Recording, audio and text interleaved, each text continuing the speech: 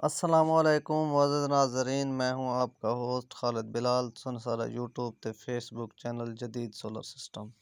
उम्मीद करना कि सारे दोस्त खैरियत नाल होसन ते सोलर दे हवाले नाल ही अपडेट थकू करेंदे पे क्योंकि सोलर दा रेट अज साढ़े ਲਈ ਦੇ ਵਿੱਚ ਅੱਜ ਪਿਛਲੇ ਟਾਈਮ ਥੋੜਾ ਅਪ थी गए।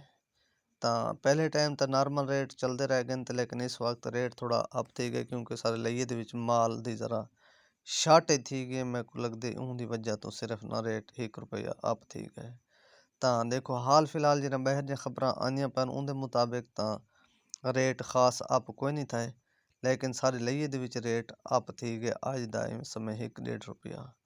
तो बाकी भी मैं पोजीशन का जायजा चाहे हर पासे जरना कोशिश की थी कि रबता करके मैं कि जड़ना अपडेट दूँ, क्योंकि बाहर दियाँ फिलहाल खबर जड़ियाँ आइयां पैन वो कम रेट दियाँ आइयां पैन, फिलहाल अप दियां कोई नहीं आइयां पियां।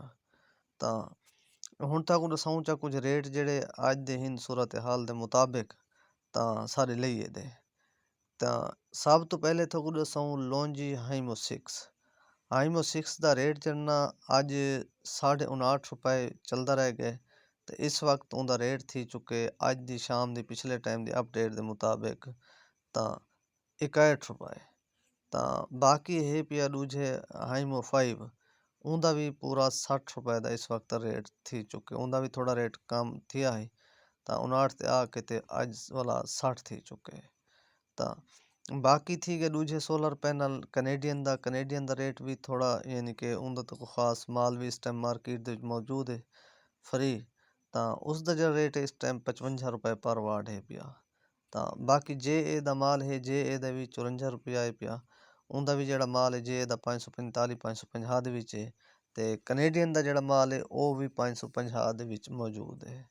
ਤਾਂ ਬਾਕੀ ਹੈ जिनको एन टाइप का भी शाम का जो रेट था वो भी ₹61 पर वाट थी गए। तो वो माल भी 580 वाट का है पिया। तो बाकी भी काफ़ी यानी कि रद्दो बदल आए रेटां दे विच आया फिलहाल सारे लिए दी एरिए दे विच। फिलहाल कोई कल तक चेंजिंग मजीद थी वने तो कोई इहो कोई नहीं था, लेकिन अज तक क्योंकि कुछ डॉलर का रेट भी ₹4-5 अप थी गए दसेंदे इवें पे हैं कि उनके मुताबिक भी उनकी वजह तो थोड़ा रेट का मसला बनता पे। लेकिन अल्लाह बेहतरी करे सी, इंशाल्लाह कल मजीद इन्फॉर्मेशन जी हो सी तो वो तमाम दोस्तों ताईं शेयर ज़रूर करे सो। तो बाकी तो दसूँ चा कि जड़ा रेट है पिया इनवरैक्स का जड़ा चलता पे वो भी ₹62 पर वाट है पिया। ते सोगो का माल है जड़ा 540 वाट का उनका भी जड़ा रेट है वो भी इस वक्त ₹59 पर वाट है। तो बाकी अगे भी थोड़ा दसाया आसे कि सारे को माल नवा आंदा पे ए बी सोलर का ए ग्रेड का माल है पिया।